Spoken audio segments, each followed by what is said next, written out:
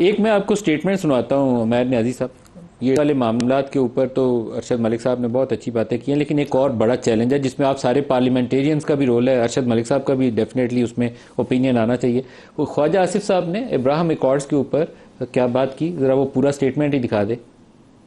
Khwaja Sahab, Washington अपने foreign policy interest के बगैर ये कभी लाइन चेंज नहीं करता। अनकन्वेंशनल सियासत है और वो खुद भी कहते हैं प्रेसिडेंट यूनाइटेड स्टेट्स। तो मैं समझता हूँ कि इस सिचुएशन से अगर हम इसमें तमाशाई बने और स्पेक्टेटर बने और उसमें प्लेयर ना बने तो उससे बहुत बड़ी गलती होगी। आप प्लेयर बनने जा रहे हैं? प्लेयर हम हैं इस वक्त। सर आप तैयार हैं? इब्राहिम एकॉर्ड्स के ऊपर प्रेशर आएगा तो आप क्या करेंगे? हम अपना इंटरेस्ट वॉच करेंगे। उमैर साहब, ये इसके ऊपर खुल के बात होनी चाहिए इंगेजमेंट किन टर्म्स के ऊपर, क्योंकि हमारी एक लंबी हिस्ट्री है अमेरिका के साथ इत्तेहादी बनने की और सैंक्शंस लगवाने की। बाद में अभी ये इब्राहिम एकॉर्ड्स वाला भी एक फिनोमेना है जो ट्रंप के पिछले दौर में कई मुस्लिम कंट्रीज उससे गुजर चुकी हैं। सऊदी अरेबिया और पाकिस्तान की बारी अब आ रही है।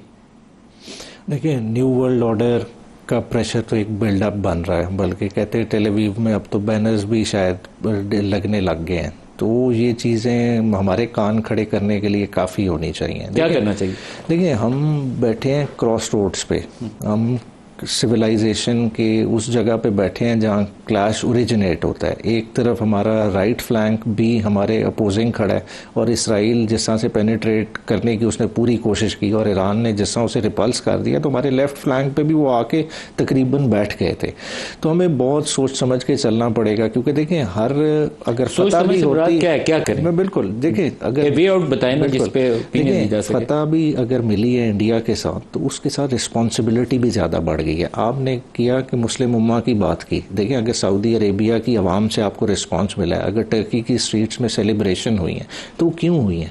क्योंकि वो आपको एज ए मुस्लिम रीजन का एक मेन प्लेयर देखते हैं। अगर आप इंडोनेशिया बहुत खुश हुआ है, अजरबैजान खुश हुआ है, टर्की और सऊदी अरेबिया में बहुत सेलिब्रेशन, और उनकी हुकूमतों ने नहीं, उनकी आवाम ने मनाई है। तो जब इस तरह का सेंटिमेंट उनकी आवाम में हो तो फिर आप स्टैंड अलोन बेसिस पे फैसला नहीं कर सकते। अगर सऊदी अरेबिया कर ले फिर क्या करें? देखिए, सऊदी अरेबिया कर ले तो वो सऊदी अरेबिया की अपनी पॉलिटिक्स है। पाकिस्तान अगर अपने आप को लिंक करता है, चाहिए या नहीं करना चाहिए? हमें 100% उनके साथ अपने आप को नहीं लिंक करना चाहिए। क्या हमें इब्राहिम एकॉर्ड्स का हिस्सा बनना चाहिए या नहीं बनना चाहिए? हमें नहीं बनना चाहिए। नहीं बनना चाहिए, वाज़ेह पॉलिसी बिल्कुल हमारी वाज़ेह होनी चाहिए। क्योंकि देखें, पाकिस्तान, देखें प्रेशर्स जितने भी हों, देखें पाकिस्तान आज भी अगर डिफेंस के लिहाज से देखें, पाकिस्तान ने अपनी मदद आपके तहत या चाइना की मदद से की है। देखें F-16 तो वही तैयारे हैं जिनकी मेंटेनेंस भी आज भी यूएस की जिम्मेदारी है।